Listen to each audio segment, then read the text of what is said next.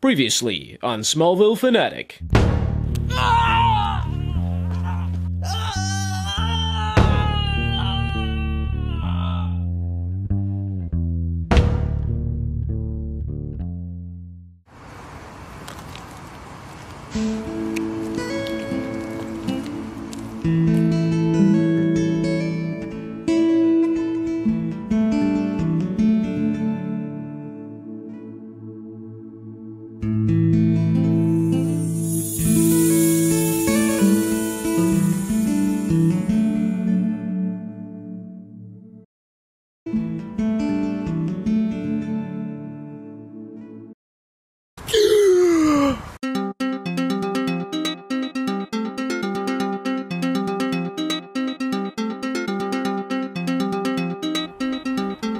Where did she go?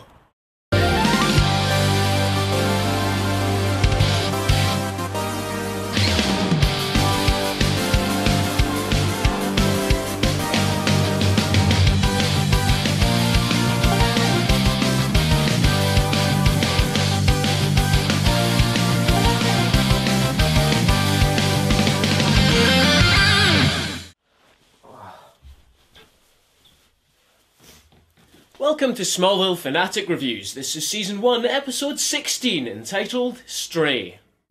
We open with this kid pawning some crap. How much will you give me for it?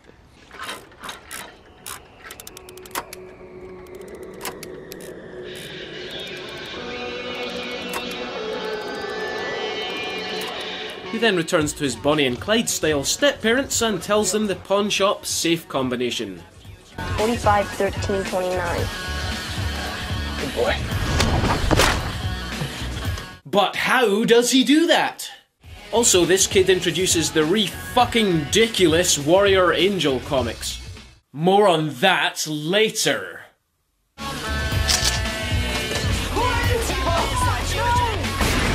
So the old man eats lead, and for some reason the boy finds this surprising. I don't know what he expected to happen, maybe he thought the gun would turn into goddamn snowflakes or something.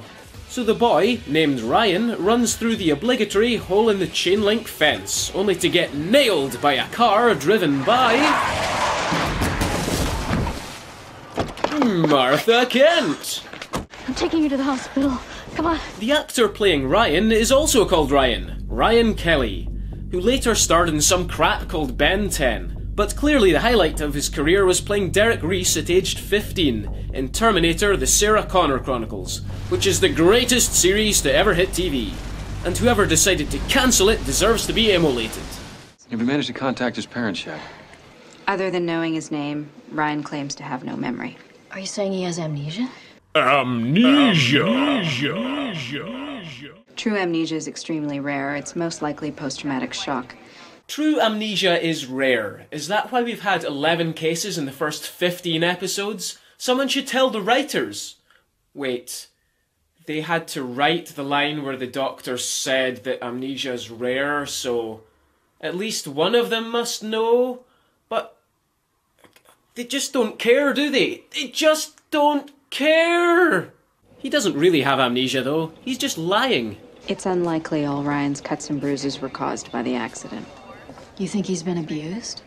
We've called child services, but they're understaffed and can't come out until tomorrow at the earliest. So the only place for Ryan to stay is at the juvenile cell at the sheriff's station. That's no place for a child. Actually, I think you'll find by definition it is. Why can't he come home with us? That's a great idea. Can we do that? No. I'll have to make some calls, but I don't see why not. What? It'd be a big help to us, and I'm sure Ryan would appreciate it.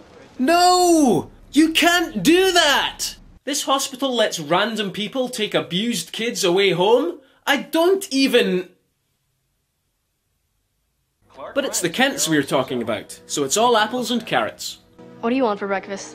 Ryan somehow knows what to make everyone for breakfast, except Clark. Don't you want anything, Clark? I'm just gonna have some pancakes. You like comics? I like this one. Warrior Angel, why him? Because he protects people who can't protect themselves.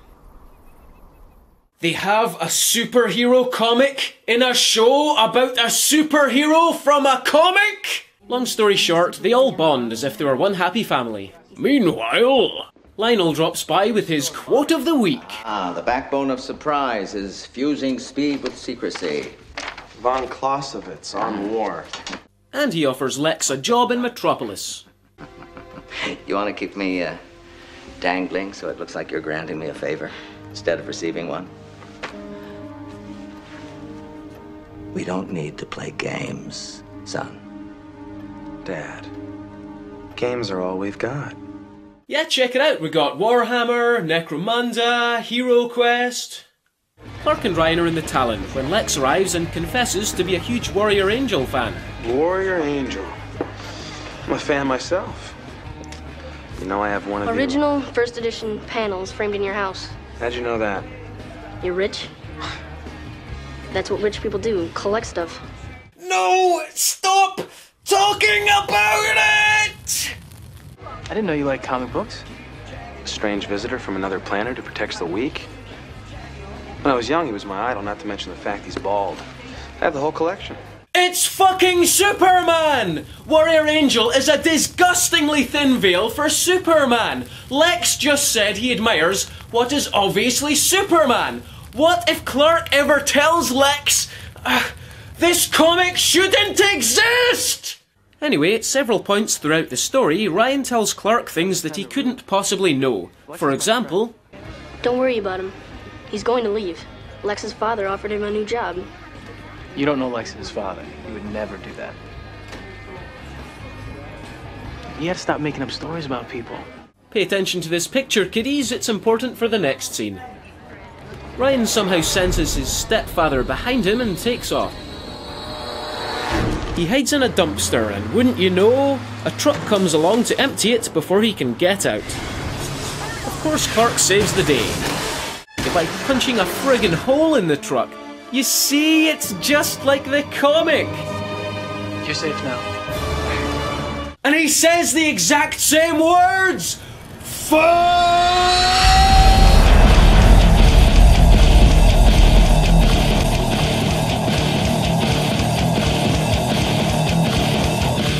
Later. Since Ryan is like Clark's little brother now, Lex reveals that he once had a little brother called Julian, who tragically died. The day Julian was born was the only time I felt like I was part of a real family. What happened? The morning of his baptism, my mother went to his nursery, found him in his crib. He had stopped breathing. My mother was never the same after that, and my father got even more distant. Also, Lex tells Clark about the job offer in Metropolis, and that he didn't tell anyone else about it. Chloe and Clark find Ryan's backpack from when he was ran over, and it contains a picture. Only joking! It's of Ryan's mother. Hey Ryan, I have a question. I hear people's thoughts. What's your superpower? Super mind reading powers! A little later, Ryan finds Clark's spaceship because he read Martha's mind, and obviously Clark is angry. How'd you know about this? Heard about it in your mom's mind. Can you hear everything people think?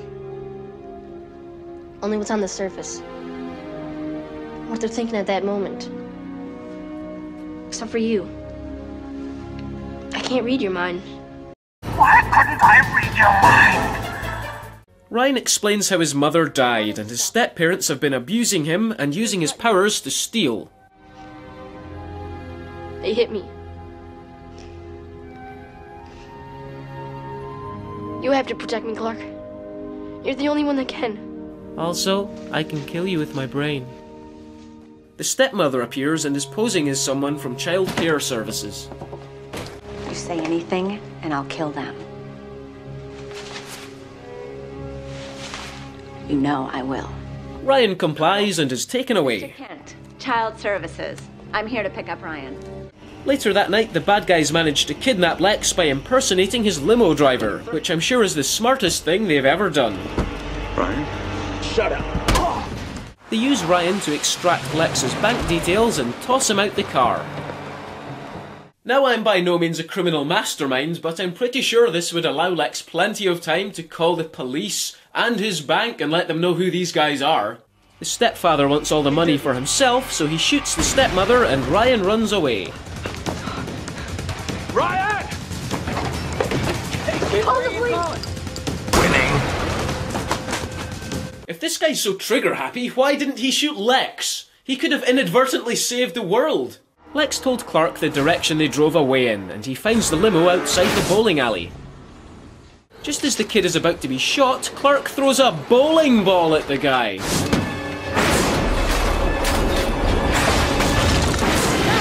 I have no idea how that doesn't kill him.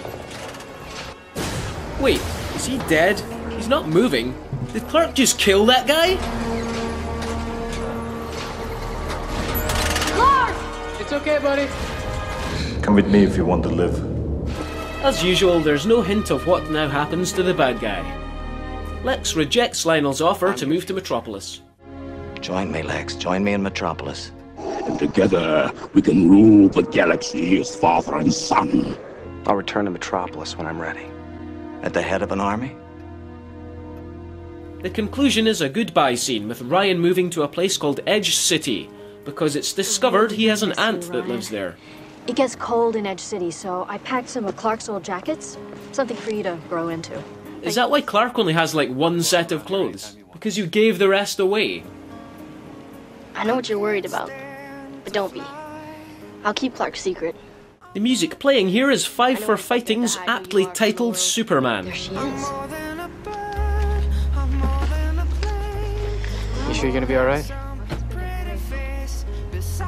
She's a nice person. She's just as nervous as I am. Yeah, you'll be fine. She would never give you away to an evil research facility. And Ryan gives a warning about Lex. Be careful of Lex. I know you like him, but there's a lot of darkness he keeps from the world. I've seen it in his head. I like to believe in people's best. I want you to have something. Oh, fuck off!